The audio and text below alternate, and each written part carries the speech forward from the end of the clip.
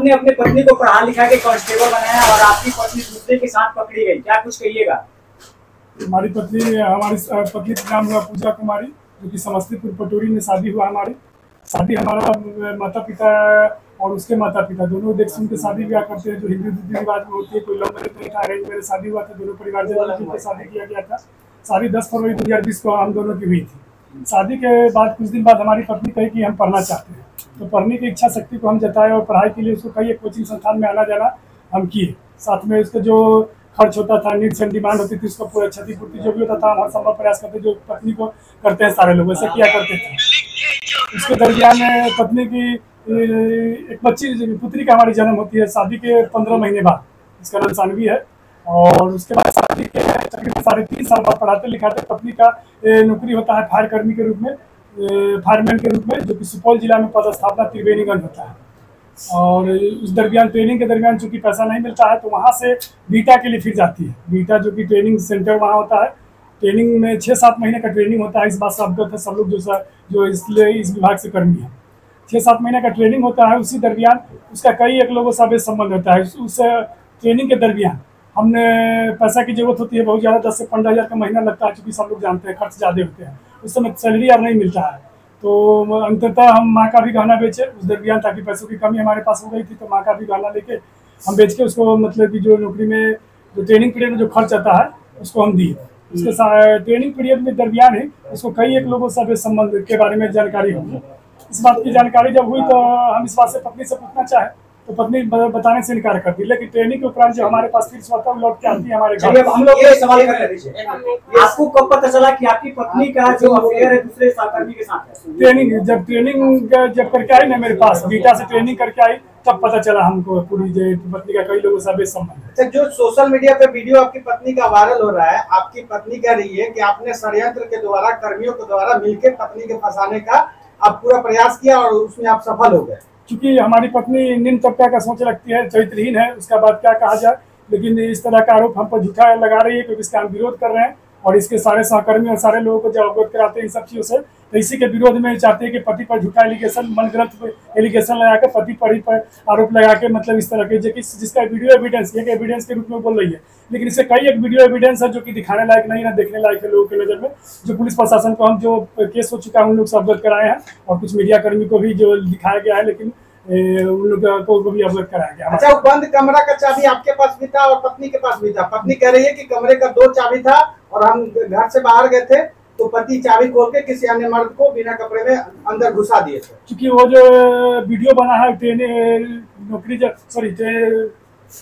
जब वीडियो जो बना है उस दरमियान हमको 10 दिन ही अपनी पत्नी के साथ रहे, उसके बाद चले आए। उसके बाद पता चला कि इसका कई लोगों से अवैध संबंध है और कई झूठा मुकदमा हम पर कर चुकी थी, किसी तलाकनुमा और इस तरह से मुकदमा की थी।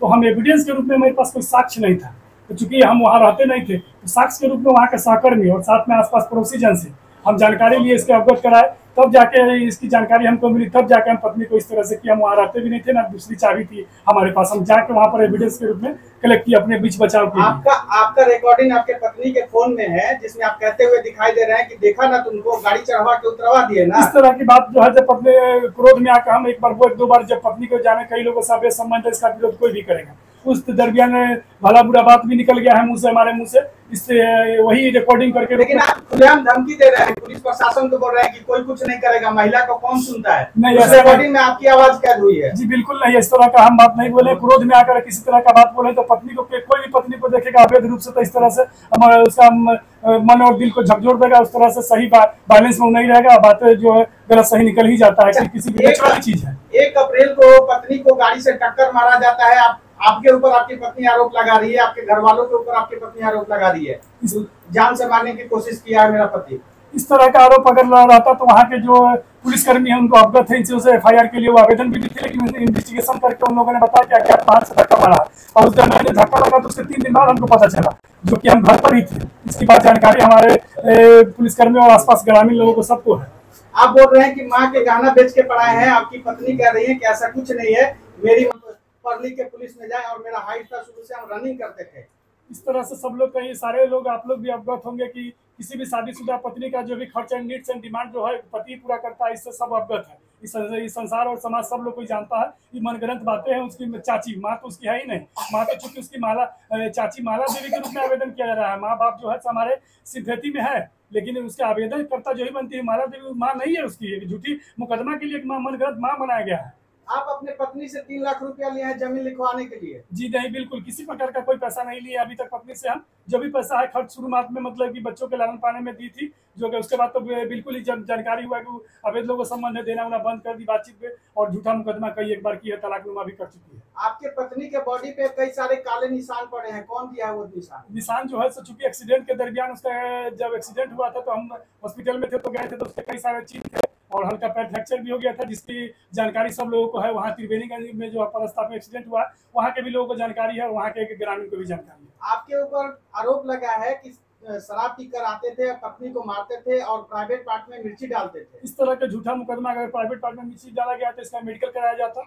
इस तरह का झूठा जो निम्न तबका के एक चरित्रहीन है, वो अपने बीच बचाव के लिए हर तरह से हमको फंसाने और हमको और हमारे परिवार को फंसाने का प्रयास बार बार पत्नी को चरित्रहीन बोल रहे हैं, अपनी पत्नी को चरित्रहीन। क्योंकि इस तरह की बात तब हम जाने जब वीडियो बनाए, उसका साक्ष्य एविडेंस लिए, तो कोई भी आदमी जब एक चरित्रहीन को चरित्रहीन नहीं कहेगा, क्योंकि उसका एविडेंस मेरे पास है, वीडियो है जो कई लोगों से अवैध संबंध रखती है, उसका वीडियो और साक्ष्य मेरे पास है, इसलिए मजबूरन हमको कहना पड़ रहा है। वीडियो कौन बनाया था? वो वीडियो मैं खुद बनाया था, वहाँ के सहकर्मी और मैं साथ मिल के बनाया था। आपको पहले से पता थी कि कमरे में अन्य इंसान है? जी, क्योंकि चूंकि इसकी जानकारी वहाँ के सहकर्मी और आसपास पड़ोसी जन के था, आना जाना के हमसे जो रिश्ता है इस तरह का था, बच्चों और पति को भगा दिया था, इसकी बात वहाँ जब पदस्थापित जहाँ थी, जहाँ रहती थी रेसिडेंट लेके, उन लोगों को अवगत था, वहाँ के सारे लोगों को। इसलिए चूंकि उन लोगों को हमारी बात हो करती थी, उसके एब्सेंट में भी हमारी पत्नी के, क्योंकि हमारे पास कोई एविडेंस के रूप में कुछ साक्ष्य नहीं था, क्योंकि झूठा मुकदमा था, जिसके बचाव के लिए उन लोगों ने बताया और हम जाकर वहाँ पर रूम पर वीडियो बनाए। आपकी पत्नी कह रही है कि हमारे नौकरी के पीछे हाथ धो के पड़े हैं कि ताकि इसका नौकरी चला जाए। नौकरी अगर इस तरह के चरित्रहीन, जिसको इतना मतलब प्रेम स्नेह पूर्वक हमने एक भविष्य का उज्जवल भविष्य का निर्माण किया, पत्नी के साथ साथ बच्ची को भी छोड़ दी, तो उसका नौकरी रह के ऐसे समाज में ऐसी महिलाएं रहेगी तो आए दिन इस तरह की घटनाएं बढ़ती रहेगी। आप लड़की के भाई को भी धमकी देते हैं कि तुमको मरवा देंगे, उठा लेंगे, और छोटी जो बच्ची है आप इसको मार्केट से उठाए थे। चूंकि हमारी बच्ची हमारे साथ ही है, कहीं से नहीं उठाया गया था। वो लोग इस तरह का एलिगेशन, गलत आरोप लगाकर उसके भाई चचेरे हैं, जो कि विकास कुमार नाम है, और चाची है सो माला देवी है। चूंकि डॉक्यूमेंटेशन है, उसका सारा एविडेंस है मेरे पास की ज्वाइनिंग तक के माला देवी उसकी माता पिता नहीं है। ज्वाइनिंग में वेरिफिकेशन में उसकी माता पिता, आज मनगढ़ंत माता पिता जो माला देवी बने, माता पिता रियल नहीं है। इस बात से अवगत कराते हैं पुलिस प्रशासन और सारे मीडिया कर्मी को।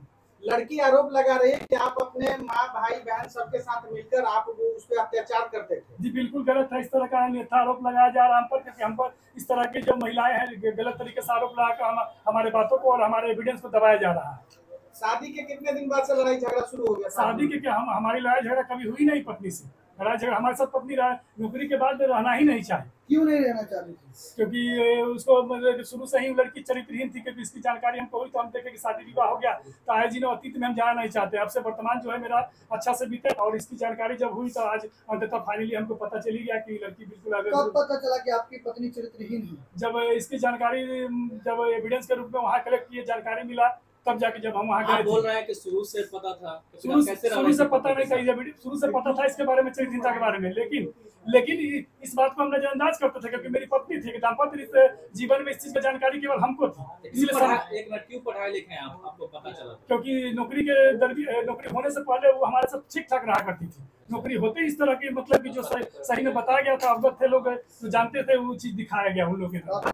आपको तलाक देना चाहती है, आपके साथ नहीं रहना चाहती है, आप उसको बेरहमी से मारते पीटते हैं और कई दिन खाना नहीं देते हैं। इस तरह के हमारे साथ पत्नी थी ही कब? हमारे जब नौकरी हुआ तब से मेरे साथ एक भी 2 दिन के लिए मेरे घर रही है पिछले 2 साल में। तो 2 साल में मेरे साथ रही नहीं, तो उसको खाना पीना और इस तरह की बात कहाँ से आती है?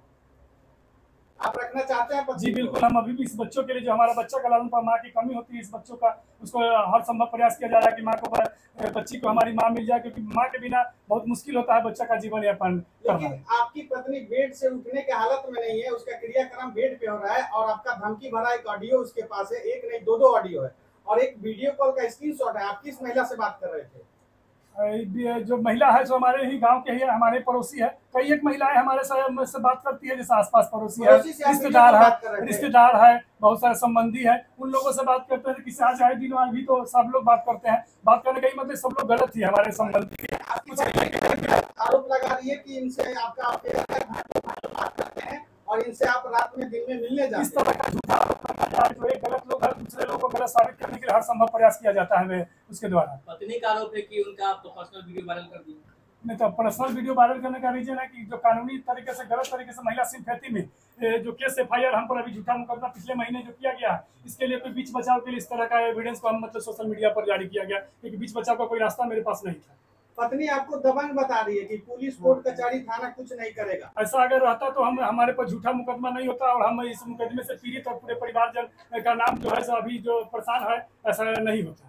क्या आपकी पत्नी उस हालत में है, पैर फ्रैक्चर हो गया है, कमर की दो बड़ी जो हड्डी होती है टूट गई है, तो आप उससे मिलने गए थे? जी हम हॉस्पिटल में गए थे। 30-40 हजार जो हमारे पास खर्च था और सब लोग सगा संबंधी और रिश्तेदार उससे कहे कि चलिए अब ठीक से रहेगी, अब से जीवन का शुरुआत कीजिए, जो हुआ सो हुआ। तो इस बातों को हम भी भूल चुके थे और गए हॉस्पिटल में। 30-40 हजार जो मेरे पास पैसा था वो खर्च भी किया, खर्च करके लाए। उसके बाद फिर से स्वतः उसी तरह का झूठा मुकदमा करके हमारी पत्नी चली गई।